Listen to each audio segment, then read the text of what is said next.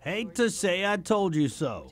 Senator Telena Nelson, one of the legislature's staunchest gambling opponents, says not even 2 weeks into operation, the casino at the carnival is already a cause for concern. The casino, found in violation of rules and regs on opening day when cash was found on a table, Revenue Tax Director Daphne Shimizu tells KUAM News there will be no fine issued for that violation. Meanwhile, Nelson says one of the first promises mayors made about the casino has already been broken. There was promises made that the casino would not be on carnival grounds. Now all of a sudden it's on carnival grounds. Nelson also mentions KUAM News reports that Mangwangtotu Mighty Mayor Rudy Paco and Barrigada Vice Mayor Jesse Bautista are listed as part of big and small bid winner Jonathan Seay's team. Seay's father, Jimmy Seay, was convicted by the feds and sentenced to 2 years in jail for his role in a major illegal gambling operation at the MGM Grand Spa. Several other members of Games of Chance winning bid teams have ties to past illegal gambling operations, while others,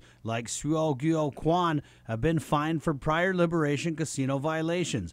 But since their names aren't listed as the primary bidders, they're still able to reap gambling profits. What kind of message are we sending to our people? Corruption is okay, as long as we find the loophole to corruption? Mayor's Council Executive Director Angel Sablan says this is an issue he wants to look at for the casino and Games of Chance rules and regs at next year's carnival.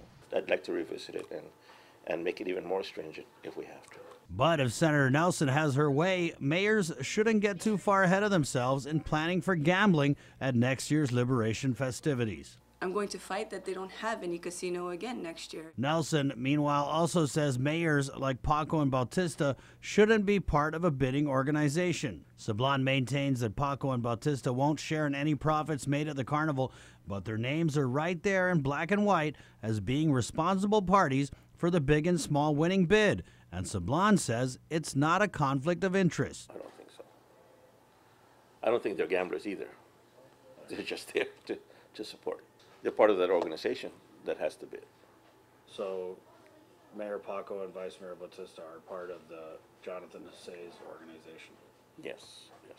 Sablan also telling KUAM News bidding organizations have been vetted by Revenue Tax, but Revenue Tax head Daphne Shimizu tells KUAM only license holders for Games of Chance, not those listed as money backers or responsible parties, were vetted by DRT for tax liabilities. Meanwhile, Nelson says later is not the time to address carnival gambling red flags. It shows a level of complacency. We need to address this issue right away. At the end of the day, Nelson tells KUAM News elected leaders push hard for the casino not because it benefits the public, but because it deals a winning hand to a select few. Those select few have influence. For Guam's News Network, Chris Barnett reports.